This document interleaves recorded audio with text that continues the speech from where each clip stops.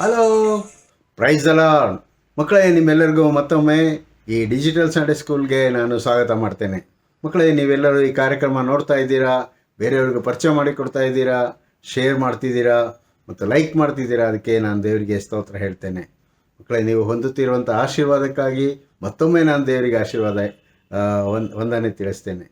ಮಕ್ಕಳೇ, ಈ ದಿನದ ಕಾರ್ಯಕ್ರಮ ಅಂತ ಹೇಳಿದ್ರೆ ಸಂಡೇ ಸ್ಕೂಲ್ನ ಕಾರ್ಯಕ್ರಮಕ್ಕೆ ನಾವು ನಿಮಗೊಂದು ಕತೆ ಹೇಳ್ತಾ ಇದ್ದೀನಿ ಮತ್ತು ಆ ಕತೆಗೆ ಪೂರಕವಾಗಿ ಇನ್ನೊಂದು ನಿಜವಾದಂಥ ಘಟನೆಯನ್ನು ನಾನು ನಿಮಗೆ ಹೇಳೋದಕ್ಕೆ ಬಯಸ್ತೇನೆ. ಮಕ್ಕಳೇ, ಒಂದು ಕುಟುಂಬ ಇತ್ತು. ಆ ಕುಟುಂಬದಲ್ಲಿ ತಂದೆ, ತಾಯಿ ಮತ್ತು ಅನಿಲ್ ಎಂಬ ಒಬ್ಬ ಮಗ ಇದ್ದ. ಈ ಮಗ ಬೆಳೆದು 4-5ನೇ ತರಗತಿಗೆ ಬಂದಿದ್ದಾನೆ. ಆ ತರಗತಿಯಲ್ಲಿ ಬಂದಿರುವಾಗ ಅವನಿಗೆ ಬಹಳ ಸಂತೋಷ, ಚೆನ್ನಾಗಿ ಓದ್ತಿದ್ದ, ಶಾಲೆಗೆ ಹೋಗ್ತಾ ಇದ್ದ. ತಂದೆ ತಾಯಿಗಳಿಗೂ ಸಂತೋಷ ಇದ್ದಿದ್ದರಿಂದ ಅವನಿಗೇನು ಮಾಡಿದ್ರು ಅಂತ ಹೇಳಿದ್ರೆ ಒಂದು ರಿಮೋಟ್ ಕಂಟ್ರೋಲ್ ಮಾಡುವಂಥ ಒಂದು ಕಾರನ್ನು ಕೊಡಿಸಿದರು.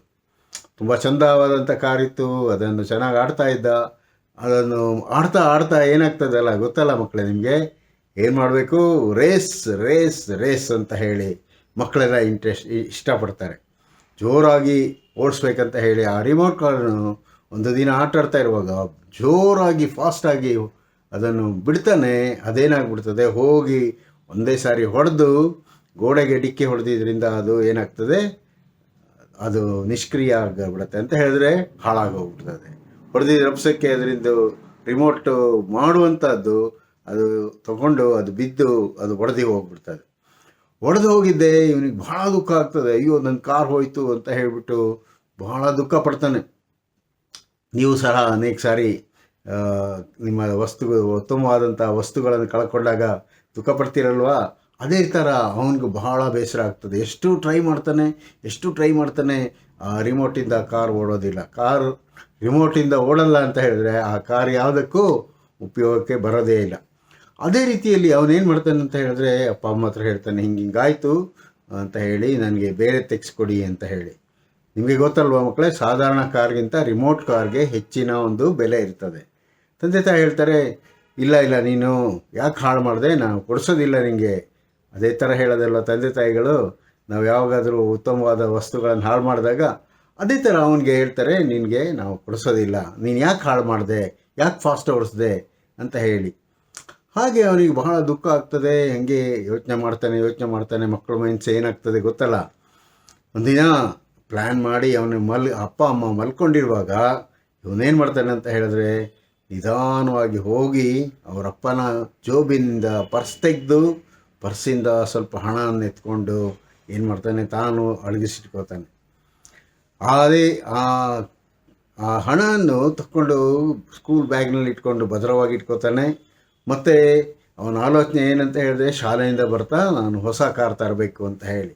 ಸರಿ, ಶಾಲೆ ಮುಗಿದಿದ್ದೆ. ಅವನೇನು ಮಾಡ್ತಾನೆ, ವಾಪಸ್ ನಡ್ಕೊಂಡು ಬರುವಾಗ ಹಿಂದೆ ಕಾರ್ ತೊಗೊಂಡಿದ್ದಂಥ ಅಂಗಡಿಗೆ ಹೋಗಿ ಅವನೇನು ಮಾಡ್ತಾನೆ ಅಂತ ಹೇಳಿದ್ರೆ, ಅಲ್ಲಿ ತನ್ನ ಬಳಿ ಇದ್ದಂಥ ಸೇಮ್ ಅದೇ ರೀತಿ ಇರುವಂಥ ಕಾರನ್ನು ತಗೊಂಡು ಹಣ ಕೊಟ್ಟು ಖರೀದಿ ಮಾಡ್ಕೊಂಡು ಬರ್ತಾನೆ. ಅವನ ಹಣವನ್ನು ನೋಡಿದಂಥ ಇಬ್ಬರು ಪಿಕ್ ಪಾಕೆಟರ್ಸ್ ಅಂತ ಹೇಳಿದ್ರೆ ಕಳ್ಳರಿರ್ತಾರಲ್ಲ, ಅರೆ ಇಷ್ಟು ಸಣ್ಣ ಬಾಲಕನ ಕೈಲಿ ಇಷ್ಟೊಂದು ಹಣ ಇದೆ, ಹೇಗಿರ್ಬೋದು ಅಂತ ಹೇಳಿ ಏನು ಮಾಡ್ತಾರೆ, ಅವನ ಹಿಂದೆ ತಿರುಗಿ ಮನೆಗೆ ಬರಬೇಕಾದ್ರೆ ಅವನನ್ನು ಫಾಲೋ ಮಾಡ್ಕೊಂಡು ಬರ್ತಾರೆ. ಮಕ್ಕಳೇ, ಭಾಳ ಎಚ್ಚರಿಕೆಯಾಗಿರಬೇಕು. ಕಳ್ತನ ಮಾಡೋದು ಸುಲಭ, ಆದರೆ ಆ ಹಣವನ್ನು ನಾವು ಕಾಪಾಡುವಂಥದ್ದು ಭಾಳ ಕಷ್ಟ. ಏನಾಗ್ತದೆ ಅಂತ ಹೇಳಿದ್ರೆ, ಆ ಮಗು ಅಂದರೆ ಅನಿಲ್ ವಾಪಸ್ ಮನೆಗೆ ಬರಬೇಕಾದ್ರೆ ಇಬ್ಬರು ಹಿಂದೆಯಿಂದ ಫಾಲೋ ಮಾಡ್ಕೊಂಡು ಬಂದು ಏನು ಮಾಡ್ತಾರೆ, ಯಾರು ಇಲ್ಲದಂಥ ಒಂದು ಜಾಗದಲ್ಲಿ ಅವನ ಹಿಡಿದು ಅವನ ಕೈಲಿರುವಂಥ ಹಣವನ್ನೆಲ್ಲ ಕಸ್ಕೊಂಡು ಏನು ಮಾಡ್ತಾರೆ, ಆ ಕಾರನ್ನು ತೆಗೆದು ಒಗಾಸ್ಬಿಡ್ತಾರೆ.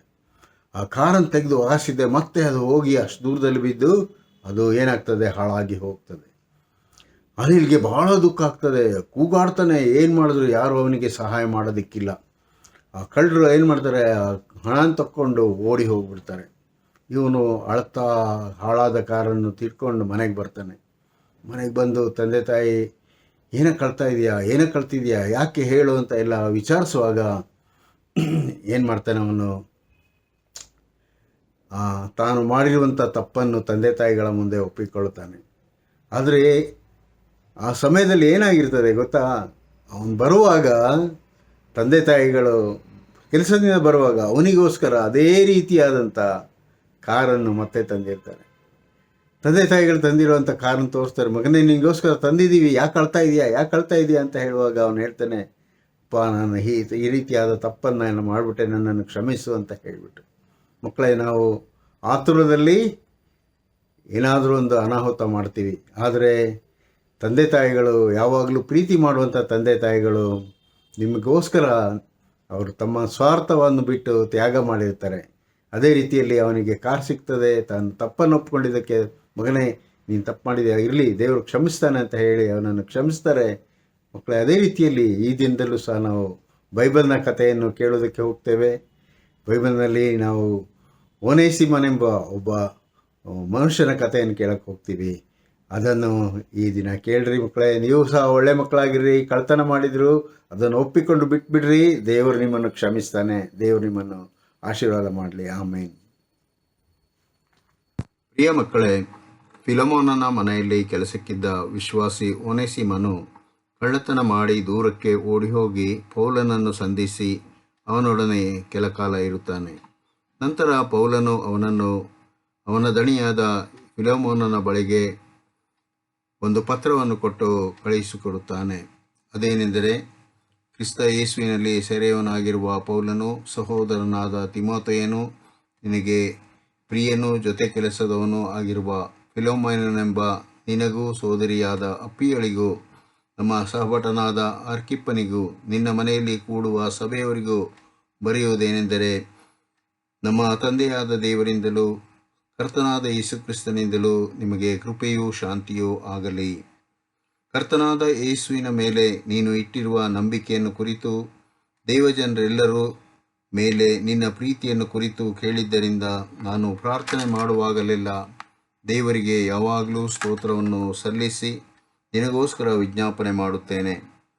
ಕ್ರಿಸ್ತನಲ್ಲಿ ನಮಗೆ ದೊರೆತ ಎಲ್ಲ ಸುವರಗಳನ್ನು ಕುರಿತು ನೀನು ತಿಳುವಳಿಕೆಯನ್ನು ಹೊಂದುತ್ತಿರುವಲ್ಲಿ ಕ್ರಿಸ್ತನಲ್ಲಿರುವ ನಿನ್ನ ಅನ್ಯೋನ್ಯತೆಯು ಕ್ರಿಸ್ತನಿಗೆ ಹೆಚ್ಚಾದ ಮಹಿಮೆಯನ್ನು ಉಂಟು ಮಾಡಬೇಕೆಂದು ಪ್ರಾರ್ಥಿಸುತ್ತೇನೆ. ಸಹೋದರನೇ, ನಿನ್ನ ಮೂಲಕ ದೇವಜನರ ಹೃದಯಗಳಿಗೆ ಪ್ರೋತ್ಸಾಹ ಉಂಟಾಗಿದ್ದರಿಂದ ನಿನ್ನ ಪ್ರೀತಿಯ ನಿಮಿತ್ತ ನನಗೆ ಬಹಳ ಸಂತೋಷವೂ ಆದರಣೆಯೂ ಉಂಟಾದವು.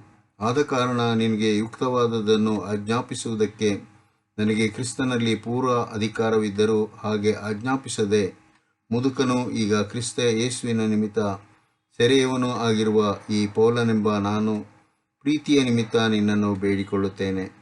ನಾನು ಸೆರೆಯಲ್ಲಿ ಪಡೆದಿರುವ ನನ್ನ ಮಗನಾದ ಓನೇಸಿಮನ ವಿಷಯದಲ್ಲಿ ನಿನ್ನನ್ನು ಬೇಡಿಕೊಳ್ಳುತ್ತೇನೆ. ಅವನು ಮೊದಲು ನಿನಗೆ ಅಪ್ರಯೋಜಕನಾಗಿದ್ದನು, ಈಗ ನಿನಗೂ ನನಗೂ ಪ್ರಯೋಜಕನಾಗಿದ್ದಾನೆ. ಅವನು ನನಗೆ ಪ್ರಾಣದಂತಿದ್ದರೂ ಅವನನ್ನು ನಿನ್ನ ಬಳಿಗೆ ಹಿಂದಕ್ಕೆ ಕಳುಹಿಸಿಕೊಟ್ಟಿದ್ದೇನೆ. ನಾನು ಸುವಾರ್ತೆಯ ನಿಮಿತ್ತ ಸೆರೆಯಲ್ಲಿರಲಾಗಿ ನಿನಗೆ ಬದಲಾಗಿ ಅವನು ನನಗೆ ಉಪಚಾರ ಮಾಡುವಂತೆ ಅವನನ್ನು ನನ್ನ ಬಳಿಯಲ್ಲಿಯೇ ಇಟ್ಟುಕೊಳ್ಳಬೇಕೆಂದು ಯೋಚಿಸಿದ್ದೆನು. ಆದರೆ ನಿನ್ನ ಉಪಕಾರವು ಬಲಾತ್ಕಾರದಿಂದಾಗದೆ ಮನಪೂರ್ವಕವಾಗಿಯೇ ಇರಬೇಕೆಂದು ಯೋಚಿಸಿ ನಿನ್ನ ಸಮ್ಮತಿ ಇಲ್ಲದೆ ಏನು ಮಾಡುವುದಕ್ಕೂ ನನಗೆ ಇಷ್ಟವಿರಲಿಲ್ಲ. ಅವನು ಸ್ವಲ್ಪ ಕಾಲ ನಿನ್ನಿಂದ ಅಗಲಿಸಲ್ಪಟ್ಟದ್ದು ನಿರಂತರವೂ ನಿನ್ನವನಾಗಬೇಕೆಂಬುದಕ್ಕೋಸ್ಕರವೋ ಏನೋ. ಇನ್ನು ಮೇಲೆ ಅವನು ದಾಸನಾಗದೆ ದಾಸನಿಗಿಂತ ಉತ್ತಮನಾಗಿ ಪ್ರಿಯ ಸಹೋದರನಂತಾಗಬೇಕು. ಅವನು ನನಗೆ ಬಹಳ ಪ್ರಿಯನಾಗಿರುವಲ್ಲಿ ನಿನಗೆ ಲೋಕ ಸಂಬಂಧದಲ್ಲಿಯೂ ಕರ್ತನ ಸಂಬಂಧದಲ್ಲಿಯೂ ಇನ್ನೂ ಎಷ್ಟೋ ಪ್ರಿಯನಾಗಿರುವನು. ಹಾಗಾದರೆ ನೀನು ನನ್ನನ್ನು ಜೊತೆಗಾರನೆಂದು ಎಣಿಸಿದರೆ ನನ್ನನ್ನು ಸೇರಿಸಿಕೊಳ್ಳುವ ಪ್ರಕಾರವೇ ಓನೇಸಿಮನನ್ನು ಸೇರಿಸಿಕೊ. ಅವನಿಂದ ನೀನು ಏನಾದರೂ ನಷ್ಟಪಟ್ಟಿದ್ದರೆ ಅಥವಾ ಅವನು ಸಾಲವೇನಾದರೂ ಹಿಂತಿರುಗಿಸಬೇಕಾಗಿದ್ದರೆ ಅದನ್ನು ನನ್ನ ಲೆಕ್ಕಕ್ಕೆ ಹಾಕು, ನಾನೇ ಕೊಟ್ಟು ತೀರಿಸುತ್ತೇನೆ ಎಂದು ಪೌಲನೆಂಬ ನಾನು ಸ್ವಂತ ಕೈಯಿಂದ ಬರೆದಿದ್ದೇನೆ. ನಿನ್ನ ಆತ್ಮದ ವಿಷಯದಲ್ಲಿ ನೀನೇ ನನ್ನ ಸಾಲಗಾರನಾಗಿದ್ದೀಯಲ್ಲ ಎಂದು ಬೇರೆ ಹೇಳಬೇಕೇ? ಹೌದು ಸಹೋದರನೇ, ಕರ್ತನಲ್ಲಿ ನಿನ್ನಿಂದ ನನಗೆ ಪ್ರಯೋಜನವಾಗುವ ಹಾಗೆ ಮಾಡು. ಕ್ರಿಸ್ತನಲ್ಲಿ ನಿನ್ನ ಹೃದಯವನ್ನು ಸಂತೋಷಪಡಿಸು. ನನ್ನ ಮಾತುಗಳನ್ನು ಕೇಳುವಿ ಎಂಬ ಭರವಸೆಯುಳ್ಳವನಾಗಿ ಪತ್ರಿಕೆಯನ್ನು ನಿನ್ನ ಬಳಿಗೆ ಕಳುಹಿಸಿದ್ದೇನೆ. ನಾನು ಹೇಳಿದ್ದಕ್ಕಿಂತಲೂ ಹೆಚ್ಚಾಗಿ ಮಾಡುವೆ ಎಂದು ನನಗೆ ಗೊತ್ತುಂಟು. ಪ್ರಿಯ ಮಕ್ಕಳೇ, ತಪ್ಪನ್ನು ಒಪ್ಪಿಕೊಂಡು ಓಡಿ ಹೋದ ಓನೇಸಿಮನು ಶ್ರಮಿಸಲ್ಪಟ್ಟು ಪೌಲನೊಂದಿಗೆ ಸುವಾರ್ತೆಯನ್ನು ಸಾರುವವನಾದನು. ಆ ನಂತರದಲ್ಲಿ ಆತನು ಒಳ್ಳೆಯ ಮಗನಾಗಿ ಆ ಓನೇಸಿಮನೆಂಬ ಮಗನು ಫಿಲೋಮನನ ಬಳಿಯಲ್ಲಿ ಸೇವಕನಾದನು. ಸೇವಕನಷ್ಟೇ ಅಲ್ಲ, ಆತನು ಸಹೋದರನಂತೆ ಎಣಿಸಲ್ಪಟ್ಟು ಉತ್ತಮವಾದಂಥ ಸುವಾರ್ತೆಯನ್ನು ಸಾರುವವನಾಗುತ್ತಾನೆ. ಮಕ್ಕಳೇ, ಹೀಗೆ ಓಡಿ ಹೋದ ಓನೇಸಿಮನು ಕೊನೆಯಲ್ಲಿ ಆತನು ಇಡೀ ಟರ್ಕಿ ದೇಶದ ಧರ್ಮಾಧ್ಯಕ್ಷನಾಗಿ ಆತನು ಕೆಲಸ ಮಾಡುವುದನ್ನು ಕಾಣುತ್ತೇವೆ. ಮಕ್ಕಳೇ, ನಿಮ್ಮನ್ನು ದೇವರು ಅದೇ ರೀತಿಯಲ್ಲಿ ಆಶೀರ್ವದಿಸಲಿ ಎಂಬುದಾಗಿ ಬೇಡಿಕೊಳ್ಳುವನಾಗಿದ್ದೇನೆ. ಪ್ರಾರ್ಥನೆ ಮಾಡೋಣ. ಪ್ರೀತಿಯುಳ್ಳ ನಮ್ಮ ತಂದೆಯ ದೇವರೇ, ಓನೇಸಿಮನನ್ನು ನೀವು ಕ್ಷಮಿಸಿ ಆತನನ್ನು ದೊಡ್ಡ ಸೇವಕನನ್ನಾಗಿ ಮಾಡಿದಂತೆ ಮಕ್ಕಳು ಸಹ ತಪ್ಪಾಗಿ ಮಾಡಿದ್ದರೆ ಅವರನ್ನು ಕ್ಷಮಿಸಿ ನೀವು ಉತ್ತಮ ಸೇವಕರನ್ನಾಗಿ ಮಾಡಿರಿ. ಮಕ್ಕಳನ್ನು ಆಶೀರ್ವದಿಸಿರಿ. ತಂದೆ ತಾಯಿಗಳನ್ನು, ಸಭಾ ಪಾಲಕರನ್ನು, ಸಭೆಯ ಹಿರಿಯರನ್ನು ಮತ್ತು ಸಭೆಯಲ್ಲಿರುವಂಥ ಸಂಡೇ ಸ್ಕೂಲ್ ಟೀಚರ್ಸ್ಗಳನ್ನು ಆಶೀರ್ವದಿಸಿರಿ. ಯೇಸುವಿನಲ್ಲಿ ಬೇಡಿದ್ದೇನೆ ತಂದೆಯೇ, ಆಮೇನ್.